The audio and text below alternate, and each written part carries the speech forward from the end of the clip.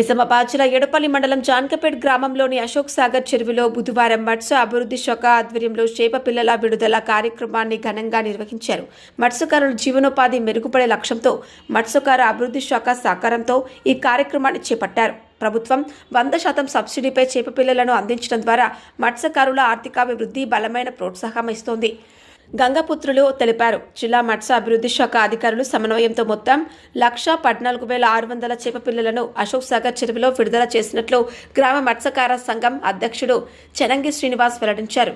సందర్భంగా మత్స్యకారులకు నిరంతరం సహకారం అందిస్తున్న ముఖ్యమంత్రి రేవంత్ రెడ్డికి, బోధన్ శాసనసభ్యులు, ప్రభుత్వ సలహాదారు పొద్దుటూరు సుదర్శన్ రెడ్డికి, జిల్లా మత్స్యకార సంఘం అధ్యక్షుడు శ్రీనివాస్కి మత్స్యకారులు ప్రత్యేక కృతజ్ఞతలు తెలిపారు.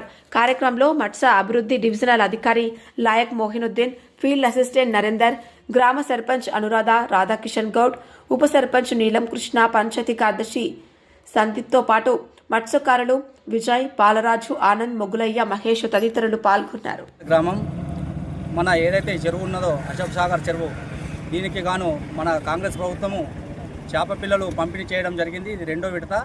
ఫస్ట్ విడత 30,000 చిల్లర 30,600 వచ్చింది. ఇది రెండో విడత వచ్చింది. దీనికి గాను ఏంటంటే మన సర్పంచ్ గారు, అలాగే మన ఉప సర్పంచ్ గారు, మన వార్డు మెంబర్లు, అలాగే మన గ్రామ పెద్దలందరూ కలిసి ఈ చేప పిల్లలు పోయడం జరుగుతుంది. అలాగే గవర్నమెంట్ ఏదైతే మనకు చేప పిల్లలు ఇస్తున్నారో మత్స్యకారులకు చాలా సంతోషం ఉంది. ఈ సంతోషము ఎంతో మంచిగా అనిపిస్తుంది. మన ఎమ్మెల్యే గారు కృషితోని 1,14,600 చేప పిల్లలు వస్తున్నాయి. కానీ ఈ చెరువుకు ఇంకా సరిపోవడం లేదు, కొద్దిగా పెంచాలని చెప్పి మన ఎమ్మెల్యే గారు కోరడం జరుగుతుంది.